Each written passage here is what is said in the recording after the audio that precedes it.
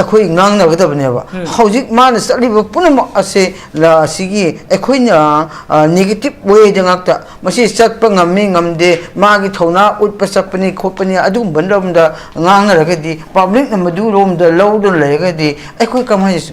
ꯅꯨꯡꯁꯤ ꯆꯥꯟꯅꯕ ꯁꯤ ꯂꯥꯛꯀꯗꯧꯔꯤꯅꯣꯕ within Honorable Simpson Jati Amaga Amaga Lady conflicting Lucinava, Chaliba concerts Asida, Equina, Paja, Manipur Paja, Miamna, Peace Bamba, Paja, Miamna, Lana Muxando already, Madu, Jumden Lowevoka. I do not Huzik Ladyba, Honorable Simpson, district under visit of say, Mana in a means that Pangam Dabdo, Laminum the Canasso, not the Marta, I step Pangam Mina, would be cut the Sapaniana, Honorable Simpson, so Madulo Melody, Mudus Lale. I Pajamiam so Madu Mana Supper Rom Supper Mercy Supper the Bro Hana some question of which la leva. I do not must see a I don't know much about number one I home the legate number two and I hiding in Bob aside a quick Masi Lana Prasato Budupandu in Hajabanico. Honorable Simpson you now came Chan and I see Nankiba Agam Hajagib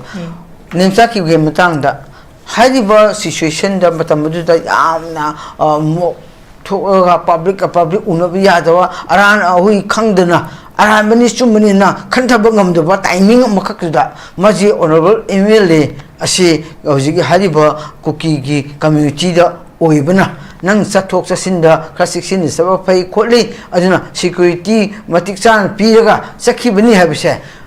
Masida quick question to from talk to Madudi security metric chan have the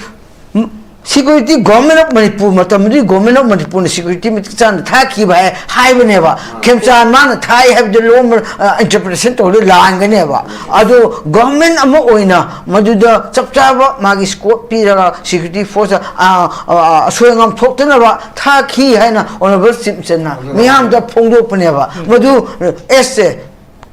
Government, I'm going to give up Mr. Ni. I don't know. My queen government, Madu Swingam talked about security taki have said, now we have Chumeva, Alamanateva. I don't know. Home said that Natanaka Tobuno Idila Leva. Madu government, Madu taki, I don't know quite logo number one. Number two, Honorable Simpson, Aziki, Valte'S, Sivada, Farewell, Chapamtanda, Magi, Cofield, Jomi, Konsing, Flag, and Wakak, or Tummy. Yes, do Tamu Kaide, Moigi, Jati, Biba, I recognize or the Vanity, Moigi, Nes, Jomi, Konsingi, Moigi, Amakak, Jati, Flag Nina, some half take even a drum more. Ani Shubidana, Equina, Maduda, Honorable Simpson, named Kemsan, Winna Kemsanda, Brempiado, Amakai, National Flag, half the wife said, Mapamadu, Deputy Commissioner, Matoneva, Deputy Commissioner, Matoneva, Maduna Kagota, Haiva, Valte'S, Federal Service, Canaro have said, or no, Mapamadu, Deputy Commissioner, Sincina, Masu, Mato Kangdavani, suspend photo we are in never call.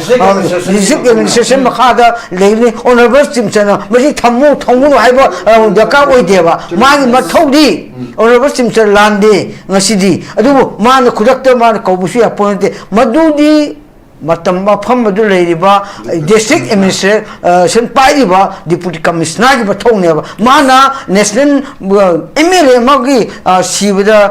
Federal Service of the National Flag of Sangi, Maki Kandavanova, S. Deputy Commissioner, IS of Samoina, Adoji, Mana, K. Doctor MLA on her to there.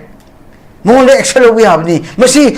Nation people suspend to Gomnico, Masi Honorable Campaign Michel Tapanati, Atum Hajabani, so Masi Puno Asa, Torigo Puno Asa, Shoni brought National Flag on the Wahab, Deputy Commissioner Matoni, Honorable Matonate, Chumi. Mana Honorable Simpson, Pound whenever, Masi half the Sika, my Tomo the Pound winning. I do Powder. Hamoy Powder with the corrector, Atopo, Matam already, as he told Matam, the Sundona, Masimata, Tio, high situation as the Lady Manipur Pazag, Iran, Matosiga, Toniba, Jomigi, District Jomingi.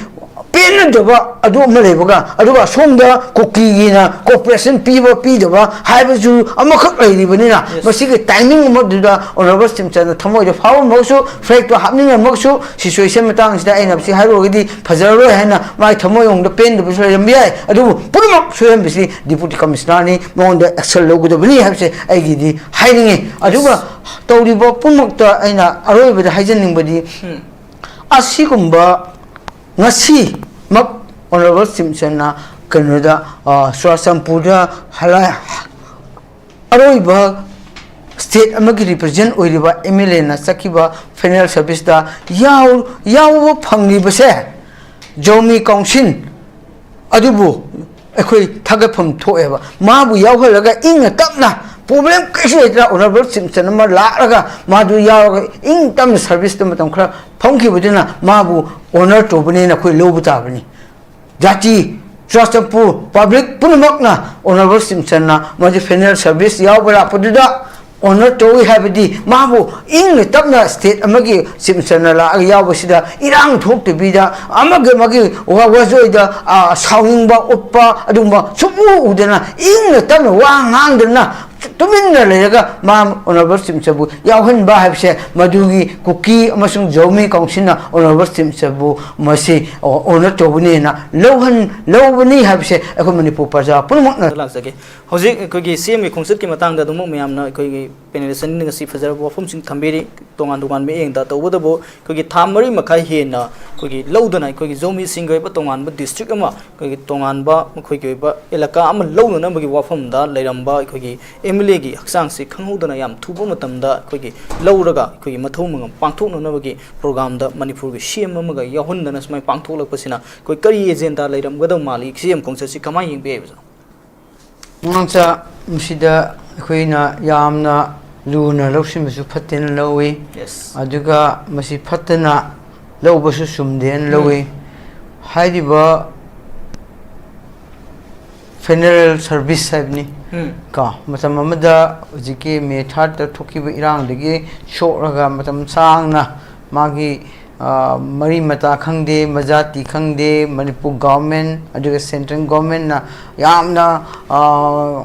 mating panglaga masi hingnebagi damakta kanna hotna jakhiba adu matam khara muga hing hotna jamando matam khara di hingamidana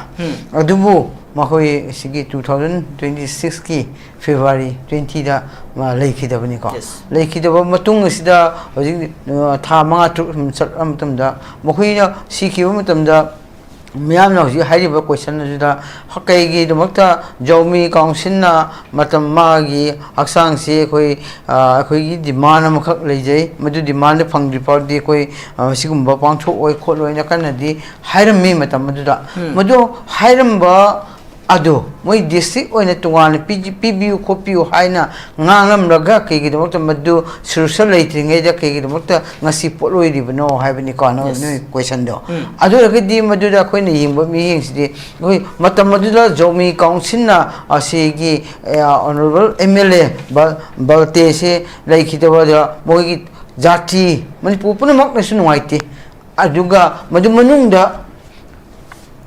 aida nuwaitaba haibu hariba jomi council haitare mukhoigi sina hena sokpa adugi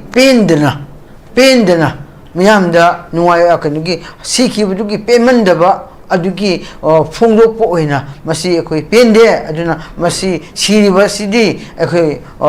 solution ama pokni masi siribase ekoi jomi council gi district ma PBU habisi pendana haije khibane na ekoi na lobi ai komrom da ko masi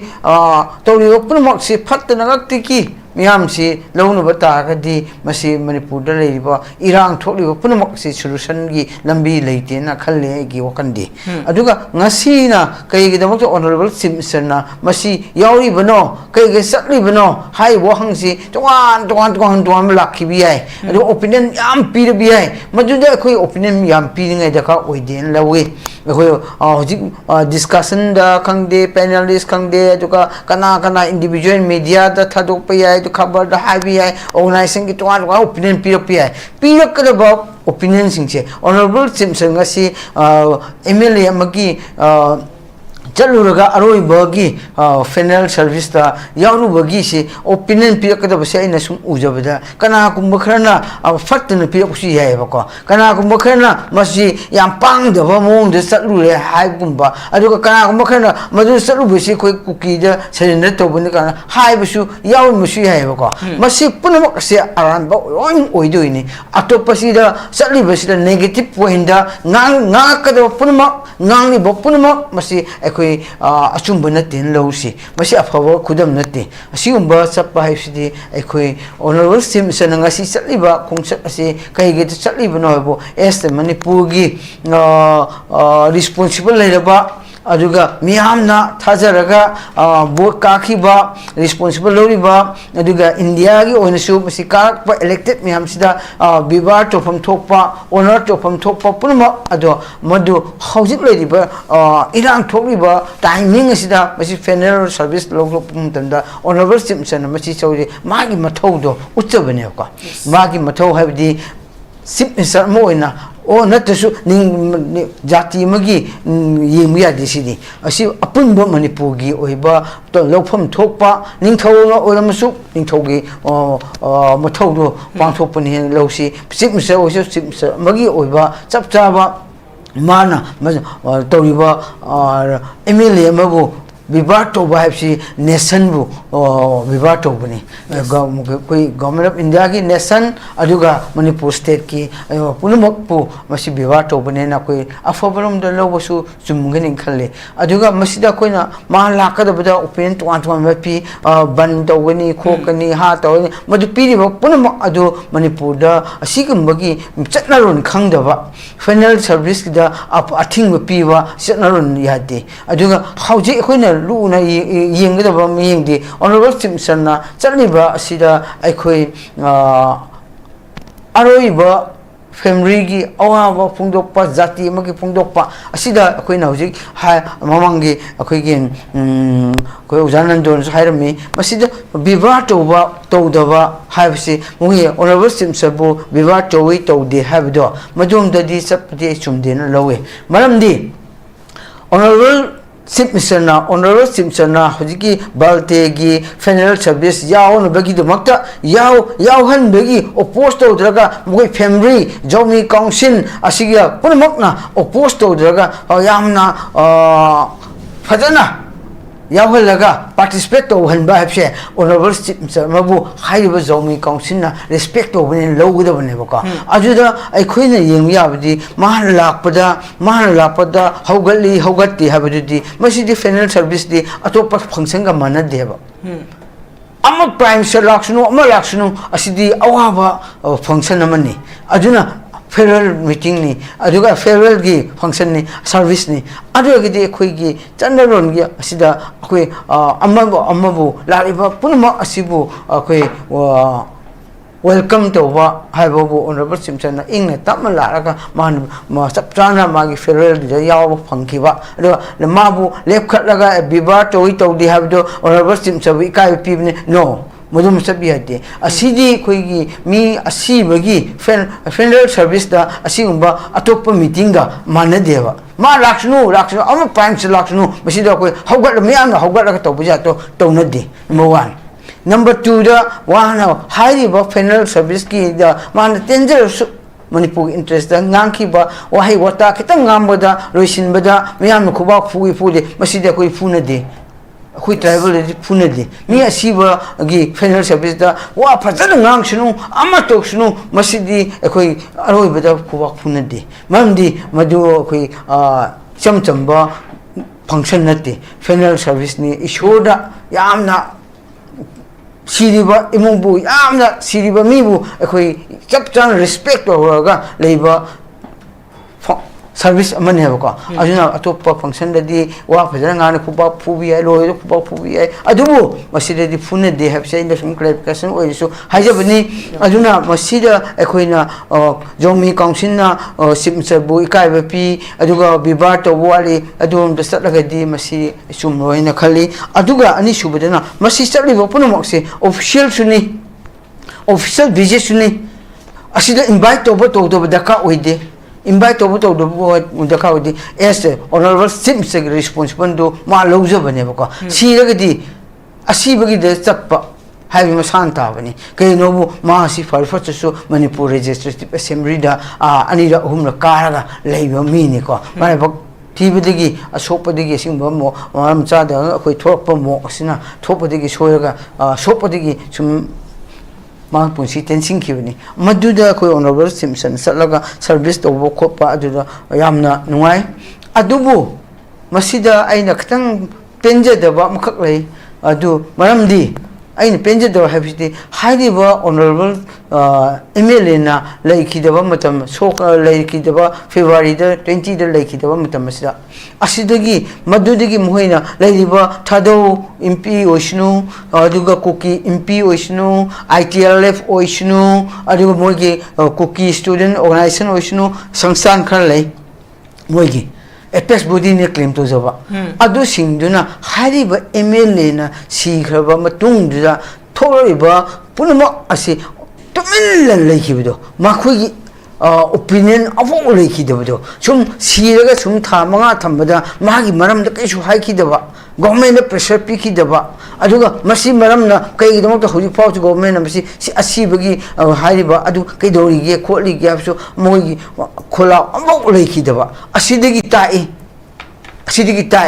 minung sileite haiba sabse jimbangi ngakto irami asengbodidi moi leiba organization singse jimbangi unity leiba jimbang khakini ko thamoi nungi unity nataba aduga nungsiba saba ngakto oiram baza raina asum phaujaba kaino bo ama awaba kinu toga siraga leiba matamra moi ga opinion pikide aduna aikoina pamjabadi huji leiba si aikoi Valte'na funeral service aroiba oina ngasi tokhiba asida busy aduga honorable Simpson na kaigidamta swasampur sapada by road chatabida helicopter kai satlibano kholibano madudi akoina question tawpham thokti asidi ako question tawpham thokti haiba maramdi time factor le time factor le high service adu khong sakani ngam saraga satlubodagi kaigidon ngam san satduise masi ngam sar chat pa yaba khong chat na teba matam ma federal gi service ado nangna bagi madu yaw nangna bagi damakta madu da awa phungdok bagi khakta madu nangna bagi chappa matamda time factor le aduna time factor ko between nama helicopter chapni hai so koi log se ba negative way da to ngana gadi masi solution pok da pun makse kana pok da bano kana pok da bano Mani SM Chief Minister Mawena koi yingya badi man indi Manipur state sida atopa high example period leba amada state amada lusting ba afawa lusting ba makhada leiba leigi hergadi miyam ju afawa paja oiba tabani aduga afawa mi ama oina jati ama leigi tabani aduna leba ta state asida afawa leader leiba kakida asumba habdullah kani afawa adula kani aduna fattawa leader legadi fattawa paja phau fatna awa tai aduna afawa leader nina hoi honorable Simpson se mana miyam da koki de so appeal tawri adu mitai so appeal tawri naga so tawri akoi inna tapna leiba state ma oisedi akoi unity ama leisina appeal to bodo madu wahi ado ma thamoi nungdigi haiba oimasi ai adu akoina mana haibo he do chummi hena parjamyam logadi madu corporate to from thoena amrang se thongmi moise jam khoi aroi boron ha batare ja jam pawmani da laksage hujik anuba sem sina ngasi chatkeba thodok si su yamna positive oiba monda khogi changba yaram da mafum sing da changba ngamba adugumba anuba chief minister gi am chawbe semeni haiba wafum tuni mangda tambi ge badu hojik lady perfume si koi anuba chief minister na singi district sing da tuna sigumba manipur da santi pur lokhulei khongthang se kamai ni yengbe sida mangsa khoina honorable chief minister amana hoji hariba manipur praja miyamna honorable chief minister amana satpa mafam singda satpuda ngammi ngamde ana praja na ngangi base ai di misi lalen lawe sak ningra sak pa ngamba ngamdaba room da discussion tawidabani mana satli badugi mission gi matungina khoi ngangna sebaka example district senapati chali kaigino madu function adu success tawba tawdabra aduga jiribam chali kai purpose chali no madu success oikibra okidabra o okrun chapa na kamba purpose ki chakibno honorable simsar madu ma chali ba function do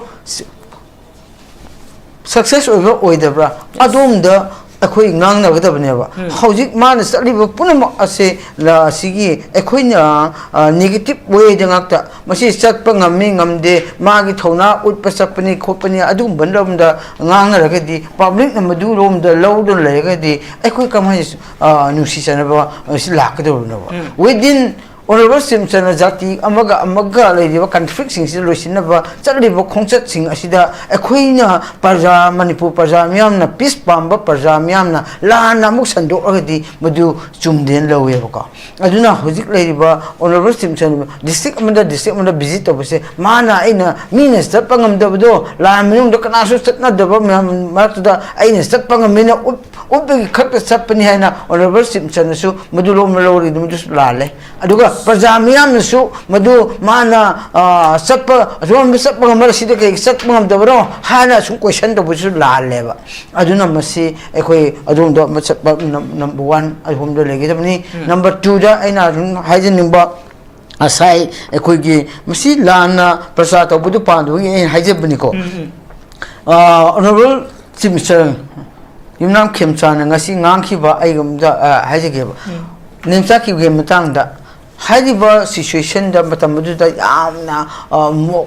thoga public unabi yadawa aran hui khangdana aran mani chumani na khantaba ngamdaba timing amakakda maji honorable MLA asi hojigi haidiba kuki gi community da oibana nang sathok sasinda classic saba pai kholi aduna security matik chan piraga sakhibani habise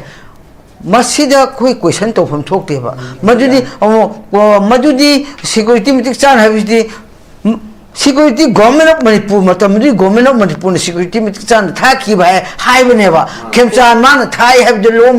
interpretation to line ganeba adu government ama oina maduda chapchaba magi scope piraga security force soyangam thoktana ba thaki haina honorable simsana miyam da phongdo paneba madu esse ka government amale bagi utpagi pa mo ni minister ni aduna makhoi government na ma du soingam thokta security thaki habsi ngang ya bani si chumme ba alam na te ba aduna home se net na ka to buno ai dila le ba madu government na madu thaki bani adum da koi lawgre bani number 1 number 2 da hoji koi gi honorable Simpson ajigi Valte'S sibada farewell chapam tanda magi cofield da koi gi jomi council gi flag amakak thammi yes du thamu kai de moigi jati gi bibar mane adu ai haje recognize oidaba nate moigi nes